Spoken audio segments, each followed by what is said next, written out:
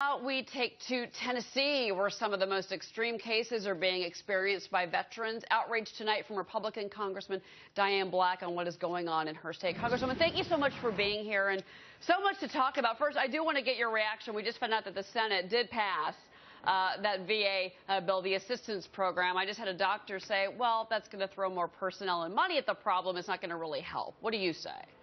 I say the VA needs a complete overhaul. We are now finding out more and more about what is happening inside those doors, and I will tell you I'm very discouraged as a nurse to think that we have been turning our brave men and women away from these hospitals or making them have extreme wait times. A good example of this is in my own district, where a gentleman called our office to say that the VA had told him he needed an emergency cardiac procedure, but they scheduled him for 6 months down the road. We went to work and made sure that he got treated appropriately. And that was as one a nurse.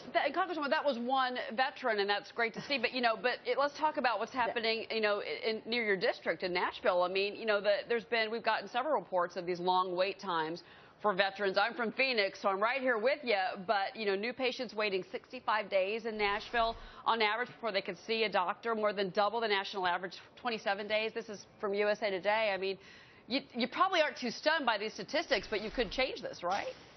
Well, absolutely, and it needs to be changed. We wouldn't put up with this in the private sector. There's no reason for us to give substandard care to our veterans. And I'm appalled at what I'm finding out now about the Nashville VA, the long wait times, longest in the nation, about what's happening in Murfreesboro, where we have a high mortality rate. We're one of 6th in the nation in our mortality rate. This is just totally unacceptable. I know the FBI is looking into it, but going back again to my nursing career, I would have been in trouble had I turned patients away and put these private lists out. It's just unconscionable about what has been happening. Should there be a call? But so should there be a call, Congresswoman, to privatize the VA? Should this be a real discussion? I don't discount this discussion. I think it's a good discussion that you can have, because I'm worried about the quality of care. And we know that the money is out there, but the quality of care is not. And this is very disturbing. We've got to get to the bottom of it and find out, where is this money going to?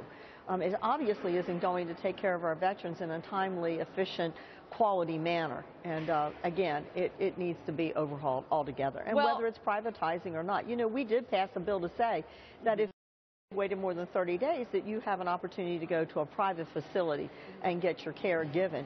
That's been passed out of the House. I hope the Senate will take that up. That will give at least some immediate relief. Well, what about the idea of giving the nation's veterans a medical insurance plan? They can go to any doctor that they want, or maybe you give them a list of places they can go, but it doesn't have to be a VA facility. What about that discussion? I know that, Obamacare is another issue that you're hot on, so I want to talk to you about that. But what about for the veterans in particular?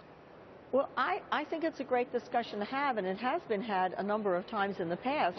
From my understanding, I've only been on the Hill now for 3.5 years, but I understand that there have been Republicans that have looked at this before, and there are veterans groups that got very upset because they wanted to keep this tight as a veterans administration, a veterans hospital, but we see now that this is not working. And so whether that is the answer or there are other answers, that's what all these investigations should bring about, is some solutions. Congressman, really quick, I do have to ask you, what is your reaction to what happened to Eric Cantor last night? Were you as stunned as the rest of the country?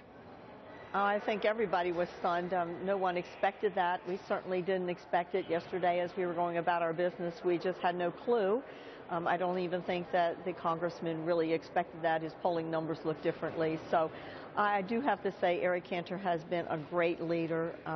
He is very creative. He has been a strong leader. He's what helped bring the majority here in 2010, of which I was a class member, and he's been a good friend to me. Several sources on the Hill have been telling Fox Business and Fox News that there's already a lot of jockeying going on to replace Eric Cantor, that actually began last night. Did you hear any of this chatter last night when this was all happening? Well, of course, once you hear that there's a possibility that Eric might make that decision, that for the good of the party and the good of the people that are here in Congress, that he would step down in that leadership role, of course there would be people who are looking at it and would start making some about the possibility of their being elected. Congresswoman Diane Black from Tennessee. Congresswoman, thank you very much. Good to see you. Thank you for being here. It's good to be with you. Thank you.